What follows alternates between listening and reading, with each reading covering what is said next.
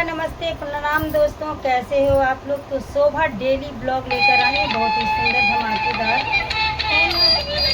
खोज गिर करेंगे तो सब लगा दें। धमाकेदार गीत दोस्तों, सोहर गीत है, बहुत ही सुंदर है। जितनी हमारी बहनें आई हैं सबके चैनल पे जाइएगा, अपना प्यारा आशीर्वाद देना दोस्तों। तो नाच देखना दोस्तों। आधा घर लिपली ना नदिया गगन पर ठन गन याद बेकार ठन गाने हो। आधा घर लिपली ना नदिया याद बेकार ठन गन याद बेकार ठन गाने हो। भौजी दैना दे तू घर कैली पैया भाती जवा के माए भाती जा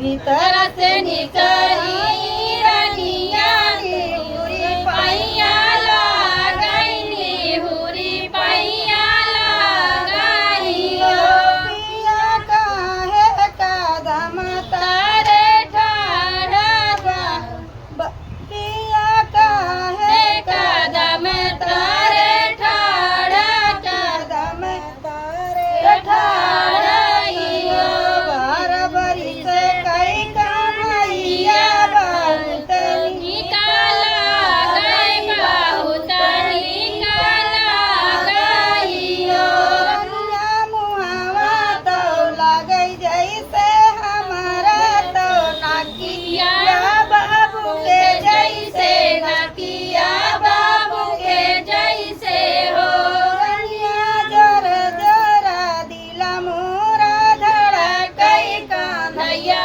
गाले लागई कान्हैया गाले लागई हो रनिया जरा जरा दिला मोरा धड़कई कान्हैया लागई कान्हैया गाले लागई हो। तो दोस्तों थोड़ा सा भूल चूक हो गया था, आप लोग क्षमा करिएगा और वीडियो को फुल वॉच करिएगा और वीडियो को फुल वॉच करके देखिएगा। तो फिर नेक्स्ट वीडियो मिलेंगे दोस्तों, तब तक के लिए बाय बाय। By by.